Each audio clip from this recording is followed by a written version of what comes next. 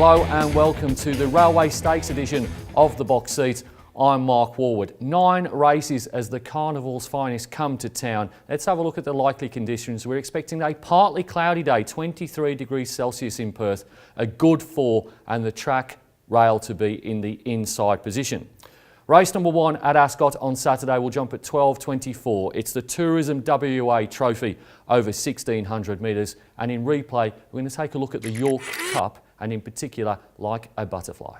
Butterfly is coming out to the middle and then came a bit sketchy, and any given time inside the 250 Giraffe is getting up on the inside of Neurological. Like a Butterfly is joining in with a very good run though. Like a Butterfly has raced up, Blackline fights on, Giraffe the inside comes through now. Giraffe, Like a Butterfly, Giraffe has just won. Like a Butterfly was second up in the York Cup and she now meets Giraffe 1.5 kilos better than the replay race. I thought she was a little bit unlucky to lose to him by a long head. She draws a much better gate. She gets 1 and Giraffe gets 9, and she's proven over the 1600 metres unlike Giraffe. She goes on top for mine from number 1 Giraffe. He has won 3 in a row, but he certainly does face a tough challenge at the weights and on the speed map over what is a new trip, but no knock this horse. The blowout potentially here is number 7 Reveille. She's certainly got the raw ability. I'm just not convinced that Ascot's configuration suits her racing pattern as well as some of the other places. Damien Lane back from Victoria rides for Adam Durant. And then a bit of a gap then to number 3, Miracle Man, has just won 1 of his 4 races this preparation, and runner-up that day was the serial loser in Sigil. I'm not convinced by the form.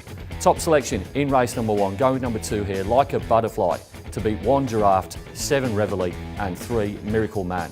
Race number 2 at Ascot on Saturday will jump at 1:04. It is the Tab Touch Better Your Bet handicap over 1200 metres. In replay, let's take a look at Candlelight Star finishing 3rd. He's starting to wind up down the extreme outside. Back on the fence is the Kelp. Minus looks at grab the lead. Ciani quickly ranged up though with 150 left to travel. It's Ciani on the outside of Minus looks, fighting it out. Ciani gets ahead in front. Candlelight Star finishing strongly from the back, but Ciani makes a competitive race on Saturday for mine. I'm going to go with number 5 Candlelight Star. Hasn't won in town since joining the yard of Adam Durant, but there was a lot to like about his last performance. I think there'll be a decent tempo here and it should be to his liking, and he'll be running on for Damien Frosty Lane from barrier number 8. Goes on top from number 12, the Naconian. Keeps running really good races, this horse. I do, however, think he's still better suited at 1,000 rather than the 1,200, even though he won over the 6 furlongs last start. He has drawn yet another nice gate, barrier 4. Number 6, Stageman's your likely favourite. He found the pedestrian tempo against him last time out. That was a forgive run for mine. He should improve off that, but I'm just not convinced that 1,200 metres is his go. I think he's better over shorter. The winkers go on. And an intriguing runner is number 3, Happy Harry, has joined Simon Miller. He was reasonable behind the Naconian 2 weeks ago, and he should be pretty close to the speed here for Craig Staples from barrier number 7. Good race this. Race number 2, going with number 5, Candlelight Star, to beat 12 the Naconian, 6 Stageman and 3 Happy Harry. Race number 3 at Ascot on Saturday will jump at 1:44. It is the Carbine Club of WA Stakes over 1,400 metres. It's a listed race. In replay, let's have a look at the last start win at Group 3 level of Freo. Capo Doro as they turn for home. Brinkley's the leader from Oliver's Travels. War God. Freo's getting up on the inside. Followed further back. Nelson's Flight running on. Action still 2 lengths behind them. Freo's got the run at the 100. Freo got through. Quickly joins Brinkley. Taxagano right along the rails late.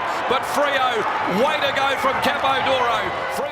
Freo was the way to go in the RJ Peter Stakes. This horse was in a Class 1 6 months ago. He's raced through the classes. He was fully deserving of his win last time out, and he strikes what is a very weak edition of the Carbine Club of WA Stakes. Goes on top. Could not believe that he wasn't the favourite when markets opened on Wednesday night.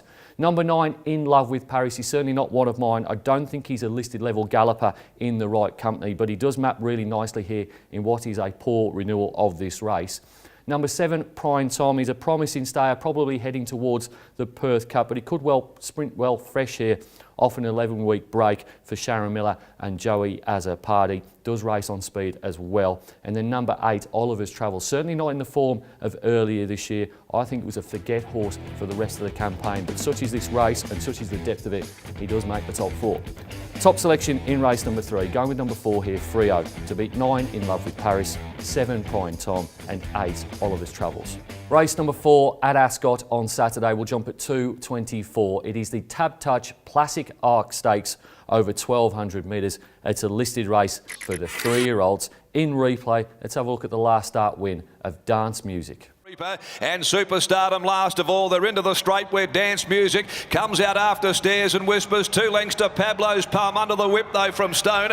And Dance Music boots away at the 100 metres mark. Dance Music clear of Pablo's Palm. Down the outside is Cup Night. It's Dance Music though running through the line strongly. And Dance Music is only a very lightly built filly, so she must parade really well. So listen to Brittany Taylor on the back of Jarmies on Saturday before placing your wagers on this race. But if she presents okay, she should be very hard to beat here. She was excellent in beating Pablo's Poem in the replay race 2 weeks ago. They're now 1-1 on head-to-heads, hoping that Dance Music can make it 2-1 on Saturday. That said, the main danger is number 2, Pablo's Poem. I do think the 1,200 metres should suit him more than the 1,100 metres from last start. He gets one of the outside gates here, gate number 8 for Craig Williams and Sean Casey.